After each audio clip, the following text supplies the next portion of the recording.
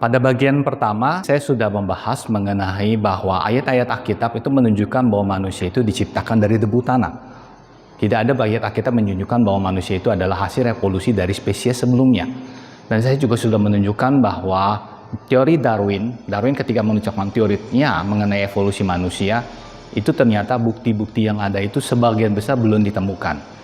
Nah, di dalam part kedua ini kita akan berbicara mengenai evolusi fosil-fosil yang tadi. Nah, Bapak Ibu bisa melihat saya mengambil dari bagian ini. Dari buku ini dua bagian, dua bab yang berbicara mengenai mengenai fosil-fosil yang ada. Nah, kita akan mulai dengan fosil yang pertama yang disebut dengan Ramapithecus.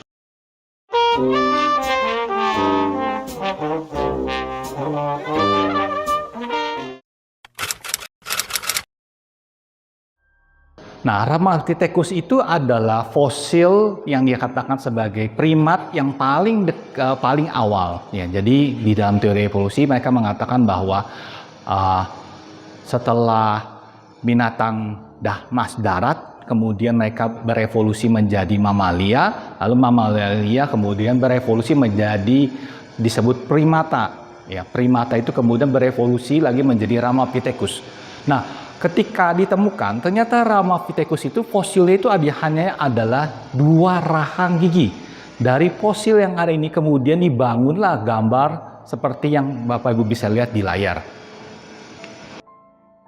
Nah, Ramapithecus itu ditemukan pada tahun 1932. Penemunya adalah G. Lewis. Tempatnya adalah di India, di Bukit Siwalik. Nah, seorang paleontolog dari Yale University yaitu David Pilbeam ya, mengatakan bahwa Ramapithecus itu adalah nenek moyang manusia. Nah, pertanyaannya adalah apa dasarnya? Dasarnya adalah karakteristik gigi. Kembali seperti yang kita lihat sebelumnya bahwa yang ditemukan di dalam Ramapithecus itu hanya fosil daripada rahang gigi. Makanya dari situ kemudian dia mengatakan bahwa Ramapithecus itu adalah nenek moyang manusia. Nah, Bapak Ibu sekalian, secara saintis ya, secara data ilmiah, fosil daripada rahang, apakah itu bisa menunjukkan posisi bahwa binatang ini menunduk, jalannya tegak atau jalannya nunduk, dan apakah berjalan dengan seperti simpanse atau berjalan seperti manusia? Itu tidak bisa kita lihat dari fosil gigi, rahang giginya. Sebaliknya, kalau memang ditemukan itu fosilnya itu adalah fosil tulang kaki, nah jelas itu bisa kita melihat karakteristiknya apakah dia berjalan tegak dan seterusnya.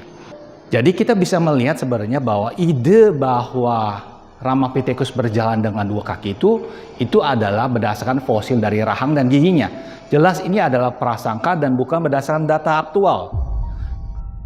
Nah, Bapak Ibu sekalian, yang menarik adalah tahun 1910, itu berarti beberapa tahun sebelumnya, ada ditemukan fosil Sivapithecus ya, oleh Pilbeam di Pakistan maupun oleh Walker Lickli di Kenya.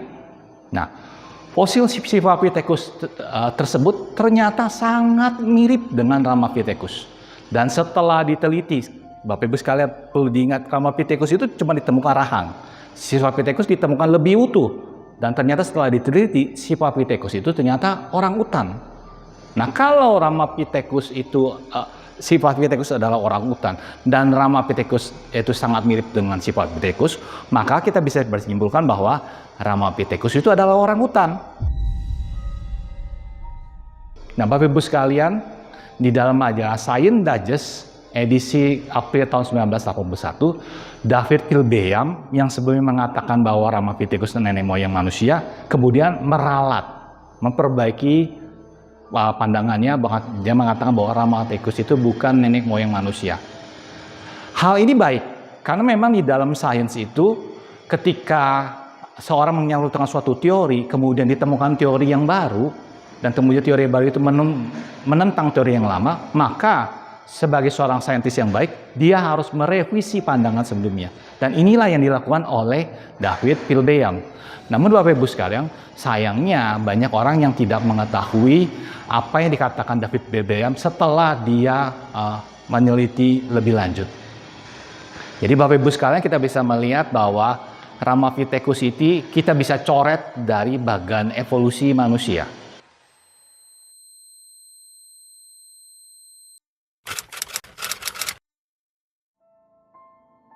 Nah, Bapak Ibu sekalian mungkin sering mendengar yang fosil ini disebut sebagai Lucy. Nah, ini adalah fosil daripada Australopithecus. Ditemukan oleh Raymond Dart dan anaknya. Nah, kita bisa melihat beberapa data. Pertama, Australopithecus africanus ini ditemukan pada tahun 1924. Penemunya adalah Raymond Dart. Ya. Nah, waktu ditemukan ternyata ada kontroversi. Raymond Dart mengatakan bahwa Australopithecus africanus itu adalah nenek moyang manusia. Tapi pekerja saat itu menganggapnya ini adalah kera.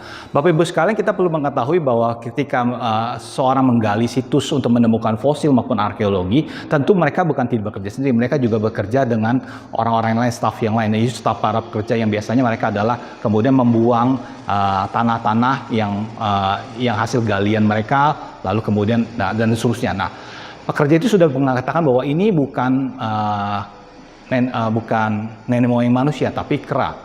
Nah, kemudian dari fosil yang ada itu kemudian direkonstruksilah menjadi gambar yang paling sebelah. Karena kita bisa lihat ya, itu muncul di Sydney Times, mirip sekali dengan kera. Ya. Pada Bapak Ibu sekalian, padahal sebenarnya masalah rekonstruksi ya, itu bisa direkonstruksi seperti yang kita bisa lihat. Itu ada 3 model rekonstruksi yang Bapak Ibu bisa lihat di layar. Bisa lebih mirip ke arah manusia yang sebelah kiri, sedangkan yang sebelah kanan itu lebih mirip kepada kera. Ernest Houghton dari Harvard University mengatakan, mencoba untuk merekonstruksi bagian-bagian lunak merupakan usaha yang jauh lebih berisiko. Bibir, mata, telinga, dan ujung hidung tidak meninggalkan petunjuk apapun pada bagian tulang di bawahnya. Anda bisa dengan mudah membentuk pada tengkorak Neandertal fitur-fitur seekor simpanse maupun garis wajah seorang filsuf. Rekonstruksi-rekonstruksi yang diklaim sebagai gambaran manusia purba ini memiliki nilai ilmiah yang sangat sedikit. Jika ada, dan kemungkinan besar, hanya akan menyesatkan masyarakat. Jadi, janganlah menaruh kepercayaan pada rekonstruksi. yang menarik adalah Australopithecus ini ternyata mirip dengan simpanse. Nah, kita kemudian bisa melihat apa yang terjadi. Ya, Richard Dickley penemunya itu kemudian memindahkan Australopithecus dari bagian evolusi manusia. Jadi kalau dulu dia mengatakan ini adalah nenek moyang manusia, maka ditaruhkan di dalam bagian evolusi. Sekarang dia keluarkan. Dan ketika kemudian British anatomi Inggris, Rhodes Sacrament itu ketika meneliti fosil Australopithecus ini, kemudian dia mengatakan bahwa Australopithecus ini adalah kera. Lalu juga ada Charles Osnath, profesor dari anatomi, ya. Bapak Ibu sekalian, ketika sebuah fosil ditemukan, mungkin penemunya mengatakan ini adalah fosil transisi manusia. Tapi orang yang lebih ahli itu adalah sebenarnya ahli profesor anatomi, karena profesor anatomi itu tahu membedakan antara kera ini fosilnya seperti apa, kera jenis ini fosilnya seperti apa, atau tulangnya seperti apa. Nah, mereka lebih ngerti mengenai tulang-tulang tersebut. Baik kedua profesor ini kita bisa melihat bahwa Australopithecus itu tidak ada hubungannya dengan asal muasal manusia. Karena setelah mereka meneliti, mereka melihat bahwa ini sebenarnya adalah kera. Bahkan kalau Bapak Ibu sekalian membaca majalah daripada Science and Vie, majalah Perancis ya, itu ada penemuan ilmiah yang membantah penemuan daripada Lucy. Jadi dikatakan di situ audiolucy atau selamat tinggal Lucy. Jadi sebenarnya sains pun beberapa ilmuwan sudah menolak ya Lucy itu sebagai nenek moyang manusia atau Australopithecus itu sebagai nenek moyang manusia.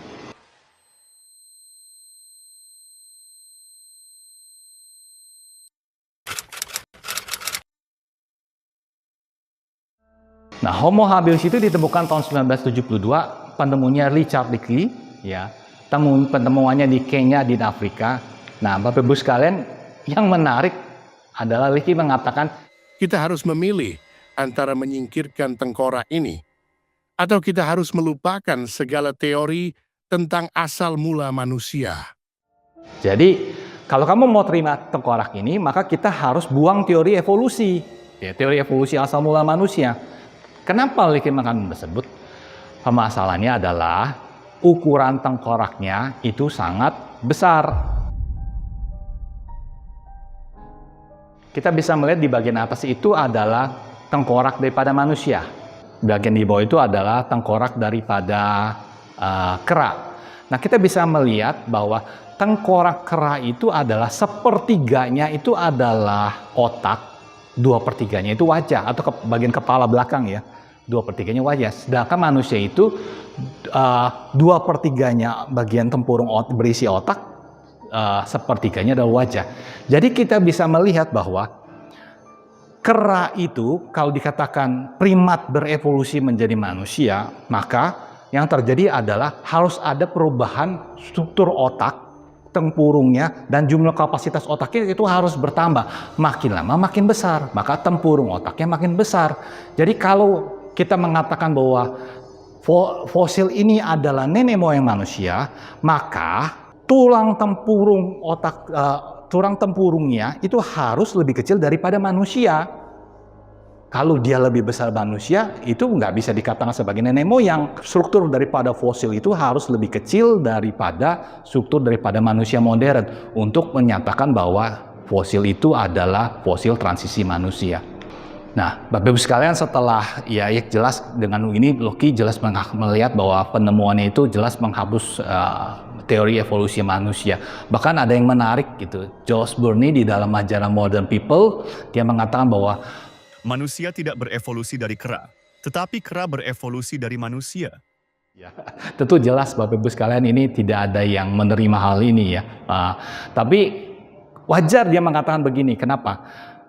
Karena kalau Homo habilis itu tempurung tengkoraknya lebih besar dan kemudian manusia lebih kecil, maka yang terjadi terbalik, ada manusia yang berevolusi menjadi Homo habilis, bukan sebaliknya. Kalau hal evolusi mestinya kan Homo habilis yang berevolusi menjadi manusia. Nah, dan ide dari Burney itu didukung oleh John Gribben dan Jeremy Charvas. Oke.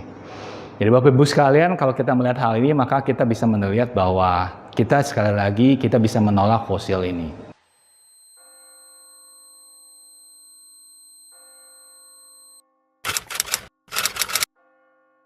Nah, Homo erectus ini ada dua, yaitu manusia Jawa, Java Man, dan manusia Peking. Nah, manusia Jawa itu ditemukan tahun 1891. Tempatnya di Solo, Jawa Tengah. Penemunya adalah Eugene de Bois. Nah, Bapak Ibu sekalian, ketika ditemukan, sekali lagi Bapak Ibu sekalian, yang ditemukan itu bukan fosil yang utuh. Yang ditemukan itu tulang tengkorak, tulang paha, dan 3 buah gigi. Yang menarik sebenarnya, Eugene itu juga menemukan 2 tengkorak manusia di lapisan tanah yang sama.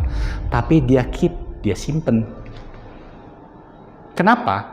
Kalau itu dinyatakan ada tengkorak manusia dan 2 tengkorak manusia di lapisan tanah, lalu ada penemuan tadi tulang tengkorak, tulang paha, ini, maka kesimpulannya adalah mereka hidup berbarengan.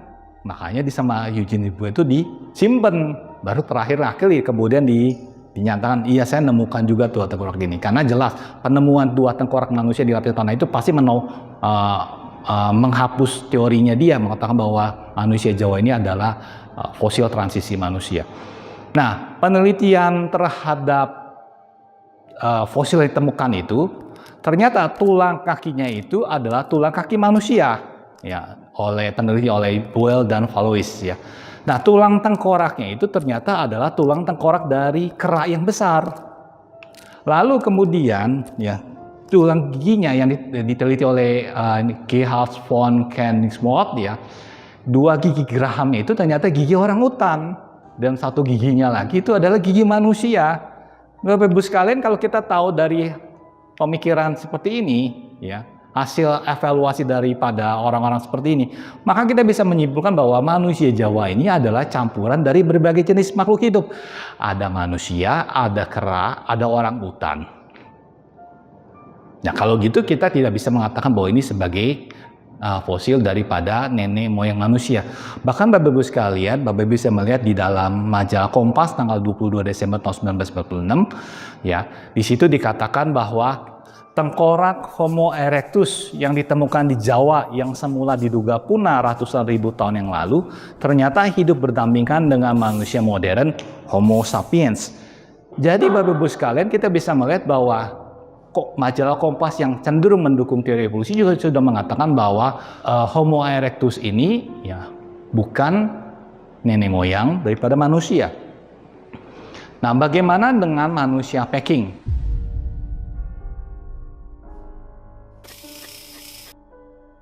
Itu ditemukan tahun 1921. Yang ditemukan itu ada 2 gigi geraham, lalu 6 tahun berikutnya ditemukan gigi yang ketiga, lalu beberapa tahun kemudian ditemukan lusinan pecahan tengkorak. Nah, lalu kemudian dibuat modelnya tahun 1936 oleh Franz Weidenreich, ya. Nah, namun Bapak Ibu sekalian sangat disayangkan di dalam Perang Dunia Kedua semua fosil itu hilang kecuali 2 buah gigi. Ya. Jadi kita tidak bisa menganalisa lagi dari data yang ada. Tapi kita bisa menganalisa tempat penggaliannya. Nah, waktu dianalisa tempat penggaliannya, ternyata ditemukan fosil manusia, ditemukan alat-alat yang dibuat manusia, dan ada industri pemrosesan batu kapur. Nah, Bapak Ibu sekalian, kalau kita melihat hal ini, di tempat ditemukan fosil Peking Man, ya, lalu kemudian di tempat yang sama ditemukan ada fosil manusia, alat yang dibuat manusia, lalu alat industri pemrosesan batu kapur, maka jelas fosil Peking Man ini tidak bisa dikatakan sebagai nenek moyang manusia karena hidup sejaman dengan manusia, karena di tempat yang sama ditemukan barang yang sama. Kalau mau disebut nenek moyang manusia, maka mestinya manusia di atas, fosil manusia atau yang lebih dekat manusia, maka fosil yang menjadi nenek moyang manusia itu harus makin di bawah. Tapi kalau ini ternyata hidup berbarengan, berada di samping sama-sama, maka yang ini tidak bisa dikatakan sebagai nenek moyang daripada yang ini. Nah, Bapak Ibu sekalian, kita bisa melihat bahwa evolusi sekarang sudah menganggap Homo erectus sebagai manusia. Kita bisa melihat di dalam berita di situ bahwa majalah New Scientist 14 Maret 98 mengatakan bahwa manusia yang oleh evolusi sebagai Homo erectus itu ternyata telah mempraktekkan ilmu pelayaran 700.000 tahun yang lalu. Jadi ternyata Homo erectus itu sudah bisa berlayar, Bapak Ibu sekalian. Ya, dikatakan manusia ini memiliki pengetahuan dan teknologi yang cukup untuk membuat kapal. Jadi evolusi sudah mengkategorikan Homo erectus sebagai manusia. Dan kemudian ditemukan bahwa memang penduduk pribumi Australia itu tempurung tengkorak itu mirip dengan Homo erectus. Nah, Bapak Ibu sekalian, dari hal ini kita bisa menyimpulkan bahwa Homo erectus itu tidak bisa dianggap sebagai nenek moyang manusia. Oke, Bapak Ibu sekalian, inilah akhir daripada part 2. Nanti kita akan masuk ke dalam part 3 di mana kita berbicara mengenai fosil-fosil yang kemudian sudah diakui sebagai manusia modern.